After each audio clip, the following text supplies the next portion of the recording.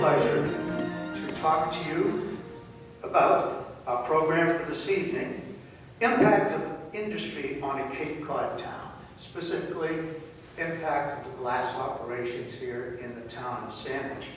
And we're very lucky to have two very experienced and informed folks to talk to tonight. Glass Museum Curator Dorothy Schofield has combined with our new archivist, Sandwich Library Archivist, Deb Rich. So without any further ado, I'm going to start out with Deb, who will later introduce Dorothy. So please give a very nice warm welcome to Deb Rich.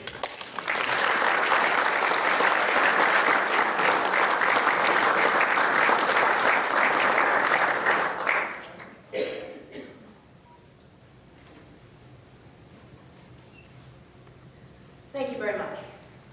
I wanted to begin. Bill's way taller than I am. Am I coming through all right? Yeah. I wanted to mention that Dorothy and I are both proud professionals in our field, extremely talented professionals, if I might add. But we aren't professional speakers, so if we throw some dates and facts at you, and you have questions about them later, jot it down. We will have a question and answer session at the end. Let's begin. The story of Sandwich begins well before 1639, the date of the town's incorporation. In 1627, Plymouth Colony set up a trading post at the headwaters of the Manamet River when it was discovered that only a short portage was required for vessels to come from Scusset Creek to the Manamet River, thereby providing a convenient trading route from Boston to New York. The trading post became known as the Aptuxet Trading Post. I knew that was going to get me. Aptuxet Trading Post, and was instrumental for establishing a route of traffic between the colonists, the native peoples, and the Dutch colonies of Connecticut and New York. In 1637, 10 men from Saugus were granted a tract of land south of the Plymouth colony. You may recognize these names: Edmund Freeman, Henry Feek, Thomas Dexter, Edward Dillingham, William Wood, John Carman, Richard Chadwell, William Almy, Thomas Tupper, and George Knott, along with some 60 families from the Saugus Lynn area and Duxbury areas moved south to settle this as yet uncultivated land of Cape Cod. Farming was the main occupation for the founding families. Harvest the land or go hungry. The landscape was lush and green. It was bordered to the north by Cape Cod Bay and to the south by Buzzards Bay. The indigenous people, the Wampanoag, were a little threat as their numbers were drastically reduced by a smallpox epidemic that allowed the colonists to easily appropriate land and transform the terrain. Sandwich became a fishing and farming community. Corn was easy to grow, and the salt marsh hay, which was used to feed the animals, and as mulch for the crops, was abundant and did not require cultivation. The land and sea served up an endless array of game and fish. Yet the people were industrious and took advantage of every available source of potential income. The first industry in Sandwich was salt works. Seawater, which was pumped into vats by windmill, the sun evaporated the water, leaving the salt crystals, which were gathered and used to preserve food and also sold to supplement income. Every so often, a whale would wash up on shore, and the townspeople quickly realized that harvesting the sea could also be profitable. By 1653, the town fathers saw the need to regulate these gifts from the sea and declared the beaches common land with the proceeds to be distributed evenly among homeowners in town. As some of the more adventurous town folk grew tired of waiting for whales to beach themselves, they took to the water and forced whales toward land. It's a process called shore whaling. Shore whaling was highly profitable, and many young men embraced this lifestyle as they were not very interested in becoming farmers. The constant activity and scores of whalemen in the waterways, however, soon chased the whales out of the bay. And by the 1750s, only an occasional whale was sighted close to shore. Now was the time to follow them into deep water. Sandwich was without a decent harbor, in a very shallow harbor. So many of these early whalemen moved to New Bedford and Boston to become whalemen on the whale ships. However, there was one industry drawn to Sandwich for the same environmental conditions that attracted the early farmers, primarily a large supply of lumber, one which would change a sleepy farming community into a bustling commercial town. Enter Mr. Deming Jarvis, an enterprising industrialist from Boston. And to tell you more about the history of Mr. Jarvis and his glass factory and the industrial age in Sandwich is my wonderful colleague, Dorothy Schofield, curator of the Sandwich Glass Museum.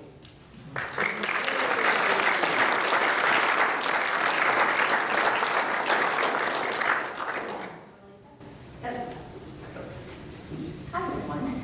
Nice to see a full house.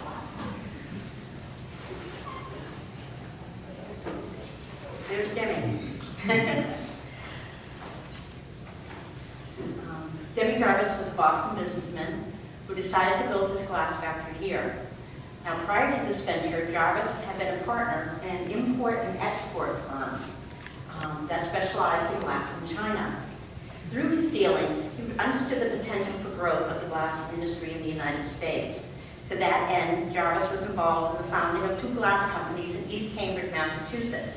The first venture proved unsuccessful, but the second, the New England Glass Company, remained a chief competitor of the Sandwich Glass Works throughout its existence.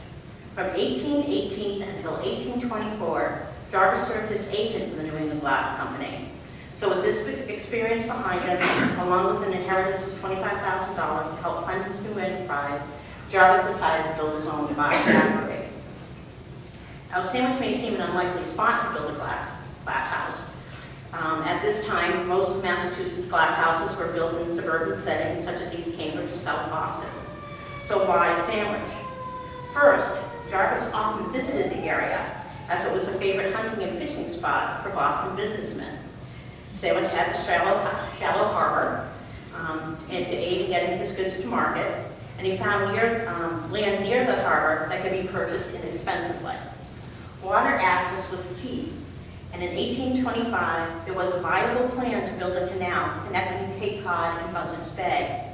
The canal would have provided Jarvis with an advantage in getting his goods to southern ports.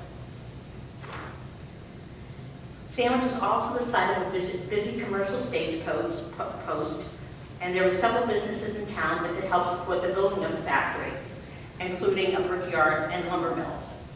Another incentive was the local availability of timber, which could be used to fuel the furnaces, and even salt marche grasses could be used for packing the glass. He did not choose Sandwich for its sand, the principal ingredient in glassmaking.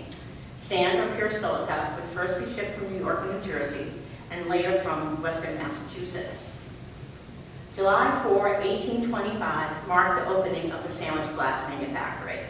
However, a year later, with need for additional capital, the business was incorporated as the Boston Sandwich Glass Company, with business offices in Boston and a factory in Sandwich.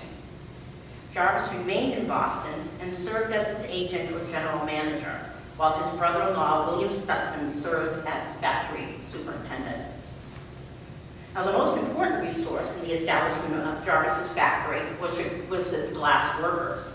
The majority of workers followed Jarvis from East Cambridge. However, advertisements were placed in Boston newspapers for additional help. This ad appeared in the Boston Commercial Gazette, August 1, 1825. Eric McGuire recently wrote an article called Another Look at Sandwich Glass, citing a number of newspaper articles from 1825 until 1850, and I'll be passing along some of his findings in this talk. But here they're looking for a foot maker, who's been, someone who would apply the foot, part of the team of the glass-making shop. And servitor would have been almost like the second in command to the gaffer, who was the head glassmaker. To provide for his workers, Jarvis built a general store in 1825, the first of its kind in Sandwich. Prior to this, goods had to be purchased at the local stage stop. Jarvis's store provided a variety of goods, including the groceries, clothing, and general supplies, as advertised in the Old Colony Memorial and Plymouth County Advertiser on September 24, 1825. Both glassworkers and townspeople were able to purchase on credit. And we have the first 2 years of the store's accounts. Customers were often slow to pay their bills, which resulted in a change of management at the store. During this time, the factory continued to grow.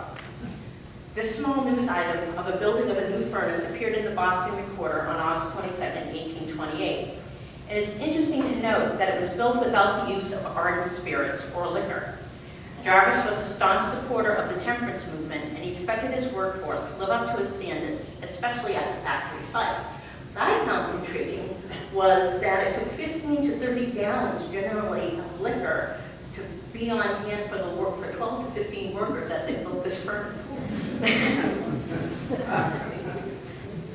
By 1830, the company owned 27 rental tenements, and Jarvis owned another 10. And seen on the right, yes, you're right, are some tenement buildings, and on the left is actually the factory store. The company store. Glassworkers also had the option to purchase land near the factories to build their own homes. Jarvis sold the lots at reasonable prices, often financing the sale, and soon the village which grew around the factory became known as Jarvisville. To support the growing community, 36 families petitioned for a school. The Jarvisville School was set off as School District Number 6 on May 12, 1828. The school was erected in an open park in front of the factory. By 1848, 177 children were enrolled. The school was, however, poorly attended by the older children, especially the boys, who were often employed by the factory. Boys earned $2 a week for 40 hours of work, 10 hours a day for 40 working days. By 1830, there were 371 people living in Jarvisville, including the wives and children of the glass workers. 20 of these families were Irish Catholic, many of whom were laborers recruited from Boston. As the Catholic community grew, they petitioned for a priest and a church. By 1830, land was purchased and a small wooden chapel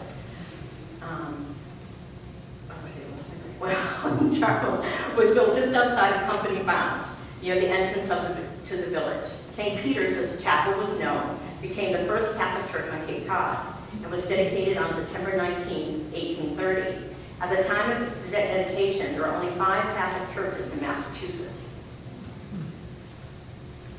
The company's first products were not inexpensive. They were free-blown, a labor-intensive process that required a shop of 3 to 4 men to produce a single item.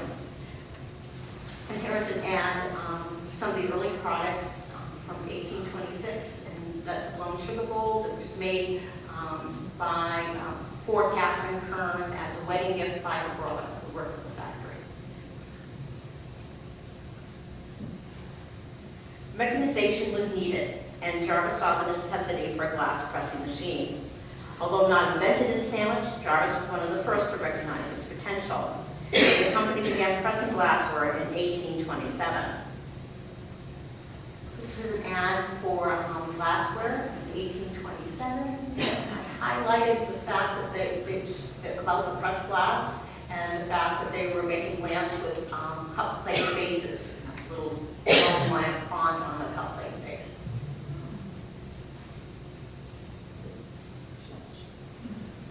As with any new invention, there was a process of ups and downs. First, Jarvis had to appease his workers. He wrote in his book, Reminiscences of Glass Making, that he dared not enter the village for 6 weeks for fear of his life. The skilled glass blowers believed that they would lose their jobs. They truly believed this. But this was not the case because the company continued to make blown glass throughout its existence. As little skill was needed to press glass, locals were hired and received steady employment. The Pawtucket Chronicle and Manufacturers and Artisans Advocate reported in September of 1832 that $100,000 were paid annually to about 250 men and boys currently employed by the factory. There are some 90 to 100 houses belonging to the establishment. And about 1,000 persons derive support from it. A few weeks later, the same paper reported that the factory employs and supports about 1/4 of the population of Sandwich. No ardent spirit has ever been admitted into the factory for the last 4 years. Nearly 200 men and boys are constantly employed, 2/3 of whom are Americans, and nearly 1/2 of them were born in Sandwich or its immediate vicinity. Of the 200 employed at the factory, not more than 100 drink ardent spirits on any occasion. The factory pays heavy taxes and contributes largely to the support of the poor of the town. They have erected 2 houses of worship, our large schoolhouse, where a school is kept through the year, the only public school in the town that is kept over the additional 4 months in the course of the year, mainly because the boys did not attend school and they had to make it up. And of the workmen, 96 are heads of families. 28 of them are members of religious societies, including Methodists, Calvinists, and Unitarians. As you may note, we did not mention the Catholics. The town also saw growth with its expanded tax base, and the decision was made to build a town hall for meetings. The 2-story structure was completed in November 1834 at a cost of $4,138.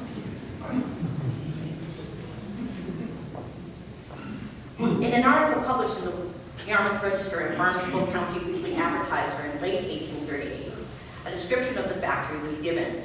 It was noted that the factory now employed 225 workmen.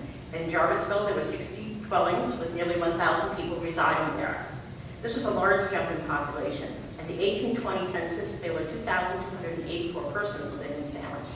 And by 1830, that number increased to 3,361. At the end of the decade, there was both political and economic turmoil in the nation, and these issues trickled down, of course, to Sandwich. Following the Panic of 1837, the gas company was singled out for some of its political beliefs. Its officers were mostly members of the Whig Party, and they were trying to elect William Henry Harrison in 1840. These cup plates were made at Boston Sandwich Glass Company, and I love the little advertisement for them. William Henry Harrison was known as the log cabin hard cider candidate. The company was accused of trying to influence the votes of the workers. This issue was bandied about in the local papers, and in November 1838, the company was accused of sending missionaries from our Boston Whigs to influence the vote. The workers, in response, issued a statement for fear that the article was aimed at Debbie Jarvis, who had just made a visit to the factory, one of his semi-annual visits. The workers who signed the statement refuted the article, believing it to be wholly false. False news. However, this issue refused to go away.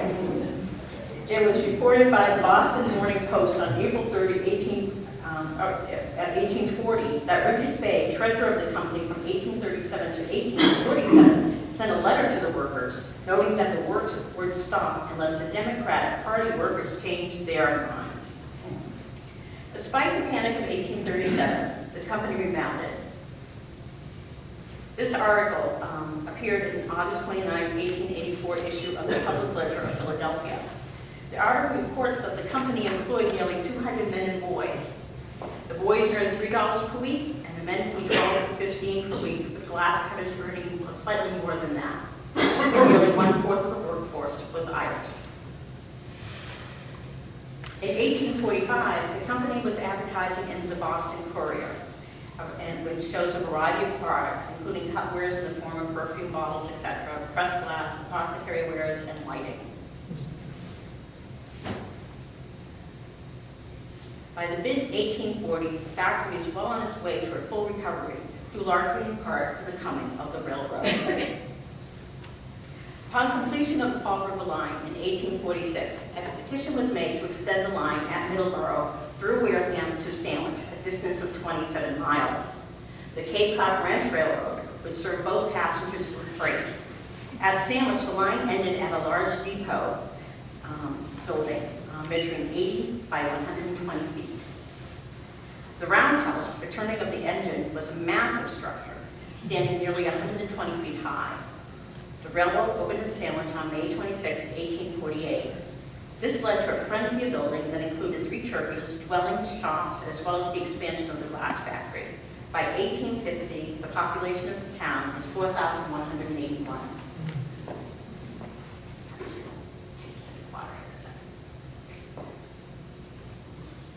The railroad's main reason for coming to Sandwich was the expectation that the glass factory would use their services to bring their goods to market. However, only a small portion of the factory's glass headed towards Boston via the railroad. The remainder was sent to Paso Narrows, where the glass factory had a dock. From there, glass was shipped to various southern ports. This led to confrontations between Jarvis and the railroad, and these were often fought out in the local newspapers. Eventually, Jarvis was tired of paying exorbitant prices, and the company built a steamer called the Acorn to carry the goods as well as passengers to and from Boston. With support of the town, Sandwich Harbor was revamped, and a new dock was built to support the large ocean-going vessels. Eventually, the railroad and Jarvis developed a working, although uneasy, relationship.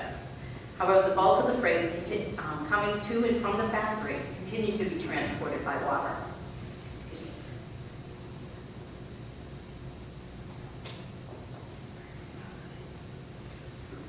By 1851, Jarvisville saw a rapid development. New homes were needed for both factory and railroad personnel. A new school was built, becoming the largest school in Barnstable County. The factory itself now covered 7 acres. Glass was shipped worldwide with over 5 million pieces produced each year, and employed 428 hands with hundreds of support personnel. The improved facilities made it possible for the factory to produce colored glass and larger press particles, as noted in the New York Oregon Family Companion dated May 10, 1851. It is glassware produced during this time period that is often sought after by collectors. A nice description of how a piece was pressed. In 1853, gaslight was used to light the factory, making nighttime work possible. By 1854, gas pipes were extended to other local businesses. St. Peter's Chapel was replaced with a large brick church located on Church Street, built on property purchased from Jarvis. The school originally had a spire with a clock and a red glass ball at its peak, which would destroy during the gale. In 1858, Deming Jarvis resigned his position with the Boston Sandwich Glass Company after a dispute with its board of directors. It's actually a very long, complicated story which would make a lecture all in itself. Following his resignation, Jarvis built another glass factory just a short distance from the old. You can see the old Boston Sandwiches in the foreground. Circled as Cape Cod Glass Works. The Cape Cod Glass Works was operated as a family-run business under the firm of J.W. Jarvis and Company.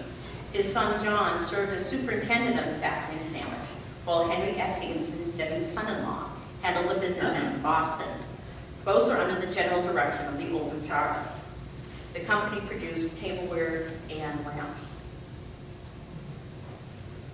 Painting on the front of the factory. There's John. John is to the left. John was the only member of the Jarvis family to live in Sandwich. He married Mary Wyman, daughter of Dick Jarvis's longtime friend and business associate, Charles Waterman. John had a home on Jarvis Street where he and Mary had 2 children, and he also was very involved in the development of the local Episcopal church. Sadly, John died in 1863 of tuberculosis at the age of 28. With John's death, Deming Jarvis's dream of establishing a glassmaking dynasty was shattered. The business was reorganized with the board of directors as the Cape Cod Glass Company. Jarvis' interest in the company waned, and upon his death in 1869, the company closed. Jarvis left the glassmaking industry in New England with a very rich legacy. Not only did he start the 2 factories in Sandwich, but was instrumental in the founding of 4 other glass factories in the Boston area. The Cape Cod factory remained idle for many years, and it was eventually purchased in 1882 by Charles Spur.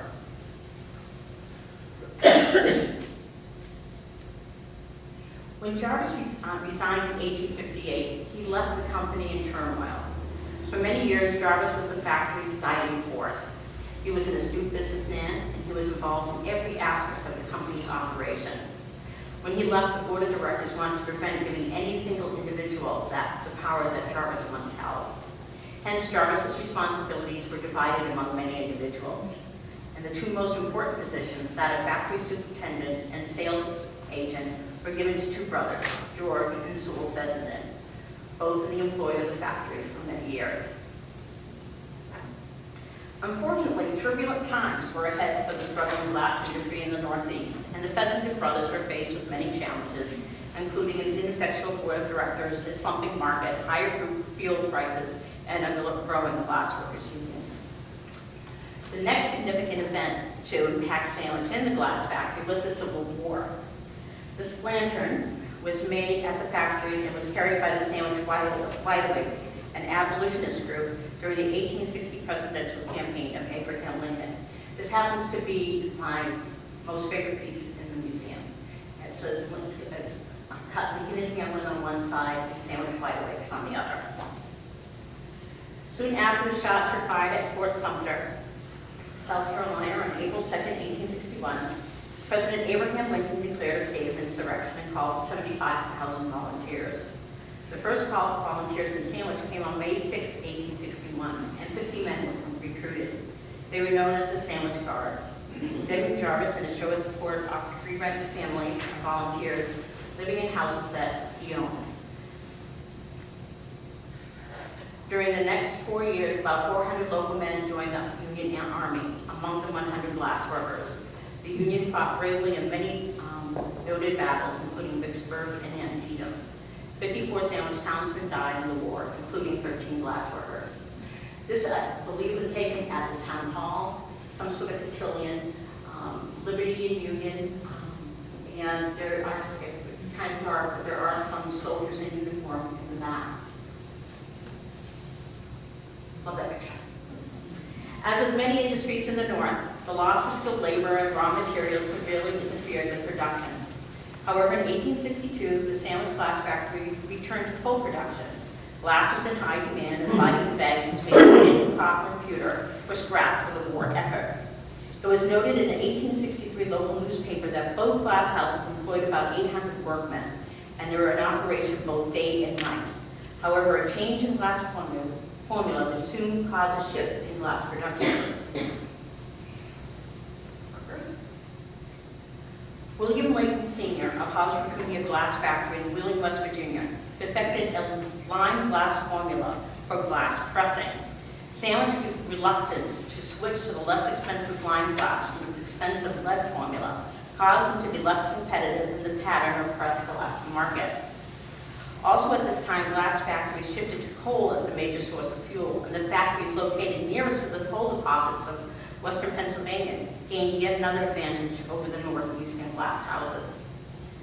In order to compete with the Midwestern glass factories, the Boston Sandwich Glass Company switched their emphasis from pressed glass to making blown, cut, and engraved glassware. This was done to capture a share of the still highly competitive luxury market. The added costs of shaping and decorating these luxury items outweighed the expense of fueling the company's furnaces, thereby rendering the Midwestern advantage less significant. In 1865, Massachusetts Flint Glass Makers Protective Association was formed, with representatives from many of the Massachusetts glass houses, including the sandwich factories. The association's goals were to provide fellowship and to promote understanding between the glass makers and management. In 1866, the local chapter approached the management of the Boston Sandwich Glass Company for a 15% raise. Management did not act upon the request, and soon interest was lost in the association by its members. On July 1, 1873, the American Flint Glass Workers Union, a nationwide union headquartered in Pittsburgh, was formed, and by 1879, the sandwich glass workers organized as Local Number 16. Union strikes were called over the years, which eventually compounded the financial woes of the already beleaguered sandwich factory. In this description of the town from 1874 from D. Appleton and Company's The American Encyclopedia, it is noted that although the Boston Sandwich Glass Company is the largest employer, the town supports the operation of a tack factory, a car factory, 2 iron foundries, a savings bank, 21 public schools, a weekly newspaper, a library of 1,100 volumes, and 10 churches. By 1870, the town saw a decrease in its population. And in 1860, the population was 4,479. By 1870, the population was 3,694. The 1880s would hold some major changes for the town of Sandwich. And among the positive changes was the growth of a number of small businesses, including the building of the Boston and Sandwich Shoe Company. Now, the shoe company is that's Champagne, or Chaum Lake as it was called. And the shoe company you can see to the far right. And that sat in the little park where the public bathrooms are. That's where that sat. That is the town hall, the back into the town hall. And behind there are other little factories and businesses that at one time they housed a place to cut marble. There's also a tag factory, so that it was a business. Instead of our quaint little center, it was kind of a business hub. The shoe company employed about 20 people and made about 50 pairs of shoes a day. The Bay State Tack Company built a factory near the railroad on Willow Street. And also in 1880, the Cape Cod Canal Company began work dredging near Town Neck. On September 15, 1880, 112 Italian workers began to work with picks and shovels, followed by 450 to 500 laborers from New York. Almost as soon as work started, the contractor and straw boss disappeared, leaving the workforce stranded without money or food. The town came to their aid. They supplied food for the men and arranged transportation back for them by train back to New York. A far more dramatic event took place in 1884. In 1883, a petition was sent to the state legislature to create a new town called Bourne.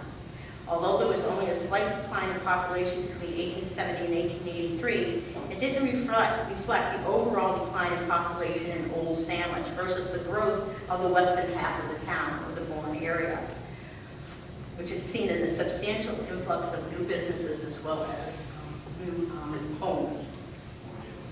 The division was completed in 1884 upon approval of the Massachusetts House of Representatives. In 1882, Henry Francis Spur was appointed to replace factory superintendent George Lafayette Fessenden, who had resigned. Spur began his career at the factory at age 17, first as a clerk at Boston Warehouse and later as a successful businessman. Upon his promotion, Spur began to make improvements to the plant, which had fallen into some disrepair. With improved working conditions, he set about upgrading the company's merchandise, restoring the quality for which was once noted, and he concentrated making fine blown glassware. By 1883, Spur was appointed the company's general manager, a position that combined both agent and superintendent. Spur retained this position until the company's closure in 1888.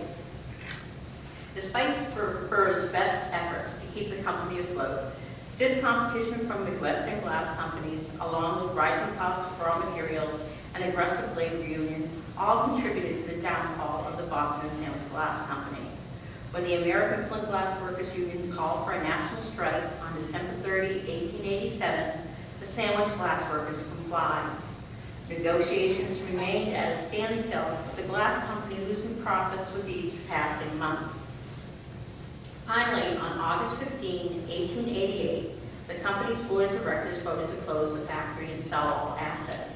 It was a devastating blow to the local economy, forcing many of the glass workers and their families to move in search of work.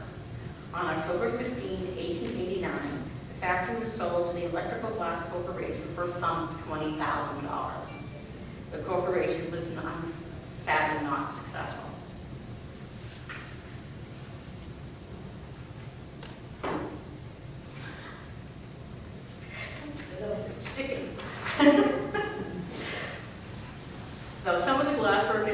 today in business. And upon the closure of the factory, Henry Francis Burr turned to his brother Charles for help. Now, Charles was the one who purchased the old Cape Cod Glass Works. Henry used the old glass factory space to fill orders for cut and decorated glass for the Boston and Sandwich Glass Company. And when it was sold, they continued to make decorated and cut glass for a relatively short period of time until 1890. Two other cutting shops opened in Sandwich. The first was established by Nehemiah Packard, who had headed the cutting department of the Boston Sandwich. In 1890, he rented space from the old factory, then established his own shop at the site of the Bay State Cat Company on Willow Street. The shops eventually closed about 1922, when the decline of cut glass. I'm sure many grandmothers and great-grandmothers have in their collections cut glass bowls that was a popular gift at that time of the turn of the century. The shop eventually, so the shop closed in 1922, and there was a second glass cutting shop, J.D. Bodun and Son, which was located in East Sandwich, and which ran until about 1916.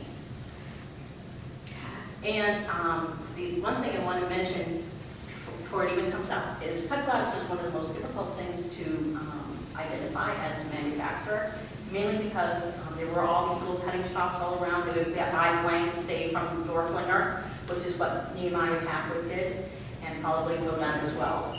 And then they would make combinations of these cutting designs, most often the Hob Star, and everybody did them. So unless you know it specifically came from a factory worker from Sandwich, and we have some pieces which help identify what was made, it's virtually impossible unless they marked the glass, and sometimes they did. Not in Sandwich, but other glass cutting shops. The Sandwich Cooperative Glass Company was established in 1880 and run by 10 highly skilled glass workers from the old company. They built a small factory east of Brady's Island, which lasted until 1891. There were several attempts to reestablish glassmaking at the site of the old Boston Sandwich. The last attempt to make hot glass was in 1907 with the establishment of the Alta Manufacturing Company. But it was short-lived as it soon ran into financial difficulty. With the purchase of the property in 1909 by Robert A. Hammond, glassmaking came to an end at the old factory buildings. Some were razed, others were converted to accommodate various business ventures, including a fish freezer plant. But by 1920, the remaining buildings were torn down. And all that remains to mark the site of this once prosperous glass factory is a small bronze plaque at the end of the terrace. I'll turn this back over to Nancy.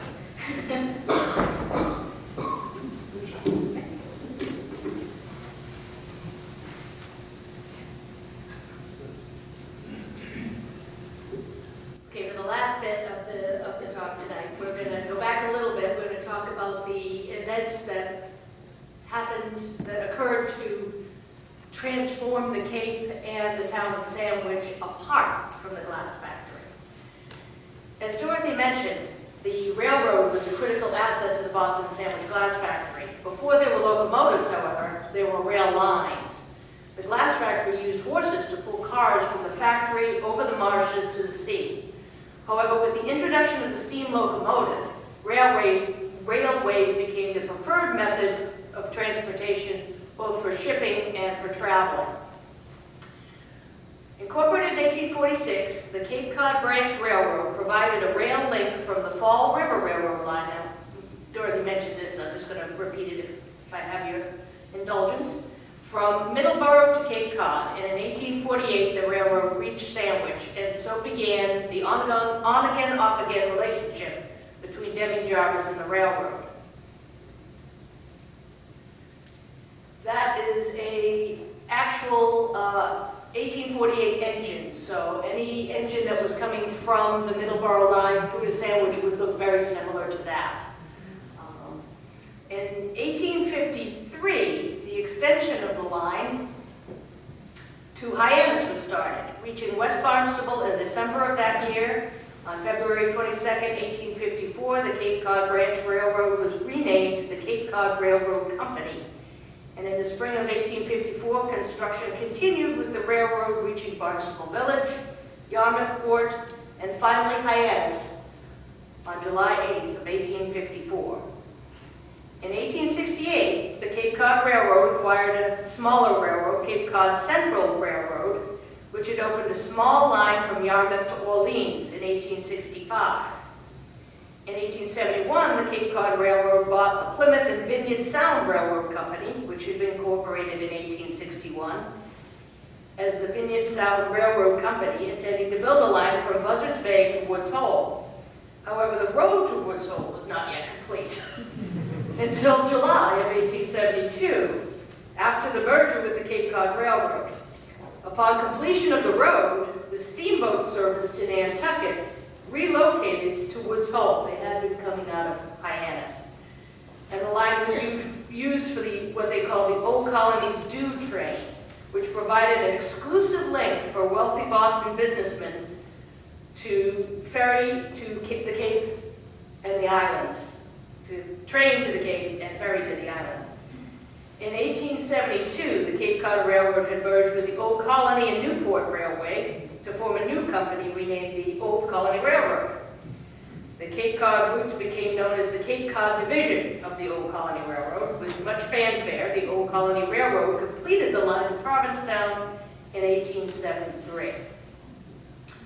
Those Cape Cod Railroad lines became part of the New York, New Haven, and Hartford Railroad Company in 1893. It leased the entire Old Colony Railroad network. One of our more recent acquisitions at the archives, we're very pleased to have here tonight to show you when the speech is completed.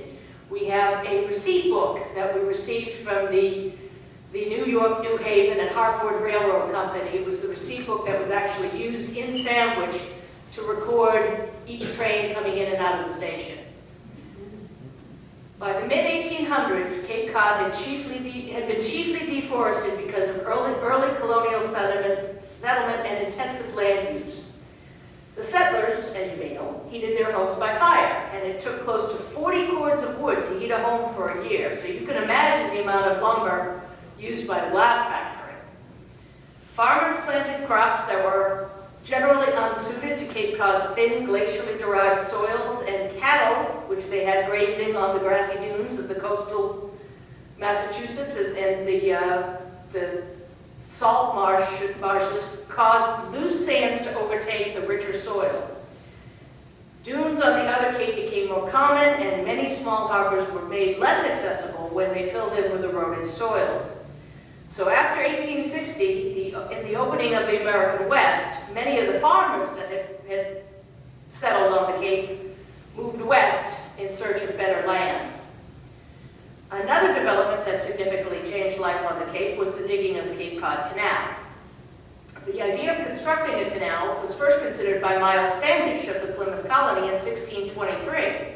Due to the success of the Patuxent trading post, and in 1697, the General Court of Massachusetts considered the first formal proposal to build a canal, but didn't take any action. I mean, they've been thinking about putting in a canal since the beginning of settlement here.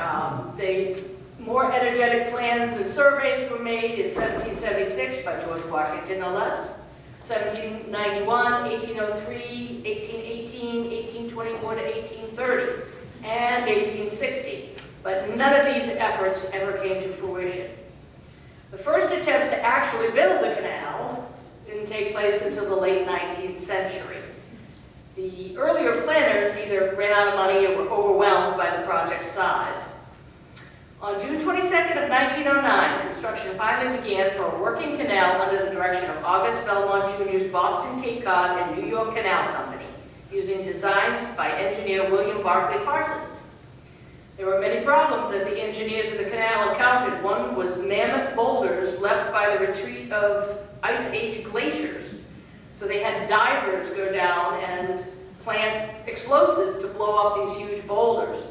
But that effort slowed dredging because it was time-consuming and dangerous. Another problem was the cold winters, which forced the engineers to stop dredging altogether and wait for warmer weather in the spring. Nevertheless, the canal opened on a limited basis on July 29, 1914, and was completed in 1916. The privately owned toll canal had a maximum width of 100 feet and a maximum depth of 25 feet, and took a somewhat difficult route from Finney Harbor at the head of Buzzards Bay. Another recent acquisition that we have at the archives that I brought to show you today is a reproduction of the original toll rates to use that privately owned canal. It's kind of fascinating how much they're actually charging these ships to go through. However, because the canal was small and a little hard to navigate, several accidents occurred which limited traffic and tarnished the canal's reputation. As a result, despite shortening the trade route from New York to Boston by 62 miles, toll revenues failed to meet the investors' expectations. However, in 1928, the government purchased the canal for use as a free public waterway. The purchase price was $11,400,000, and $21 million was spent between 1935 and 1940, increasing the canal's width to 480 feet and its depth to 32 feet. As a result, the canal became the widest sea level canal of its time. The southern entrance to the canal was rebuilt for direct access from Buzzards Bay rather than through Finney Harbor. The canal effectively cut Cape Cod off from the mainland. However, the construction of the bridges, the Sagamore and the Bourne, and the railroad bridge, made travel to the Cape much easier, especially automobile travel, which is just revving up at that time. Travel by train allowed people to move freely and quickly between the city and country, between work and leisure. Cape Cod had become a destination. Wealthy residents of the cities from Boston and New York found relaxation on the Cape in the summer months. Local residents would let out rooms and cottages to an ever-increasing summer traffic. Those who could afford it invested in houses of their own. In response to the demand, inns, restaurants, and artisan shops sprung up all along the Cape. And the unique beauty of Cape Cod was particularly appealing to writers and artists, both amateur and professional. Sandwiches enjoyed its share of prominent artists. Oh, I forgot that slide, sorry. That just shows all of the recreational opportunities along the canal. There's really good fishing that was just as popular back at the turn of the century as it is today. And here are some photographs from the archives showing the wealthier class enjoying leisure time in Sandwich. That is on the left, lower left there is what they call the Chateau de Coute. It was an actual hunting and fishing cabin that they could move. You could take it apart in pieces and it could move down the beach for the best opportunities at hunting and fishing. Dodge McKnight on a visit to Cape Cod was charmed by the town of Sandwich and purchased a property that was formerly a Quaker school and renamed it the Hedges. He painted many Sandwich landscapes. The kitchen garden is one of his best-known works. We have his original painting in the town archives, and anybody is welcome to come at any time and take a look at it. We also have 5 other original Dodge McKnight watercolors. They're all beautiful. Theodore Poe was a friend of Dodge McKnight's. Together, they were part of a group of impressionists in the area who exhibited frequently in Boston galleries. Theodore was known for his bold brushstrokes and his use of vibrant color. Hazel Blake French was an arts and crafts jewelry designer who interpreted the colorful beauty of Sandwich glass fragments through her creations of intimate and sculptural jewelry, which were inspired by the indigenous flora and fauna of Cape Cod. Some lovely pieces right here at the Sandwich Glass Museum. And I'm sure you all recognize Mr. Thornton Waldo Burgess. He was a naturalist and a conservationist. He loved the beauty of nature and its living creatures so much that he wrote about them for 50 years.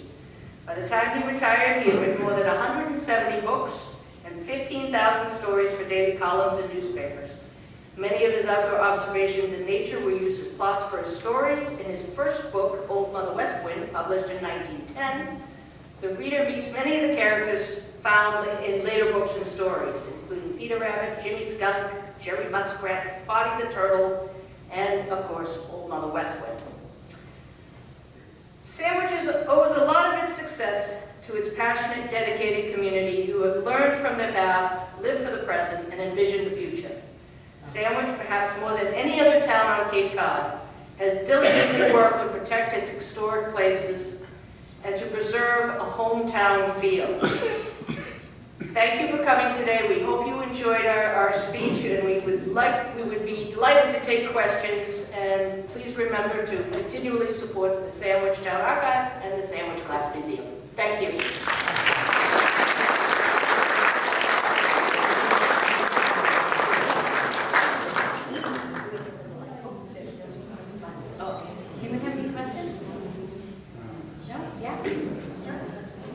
This is about the canal.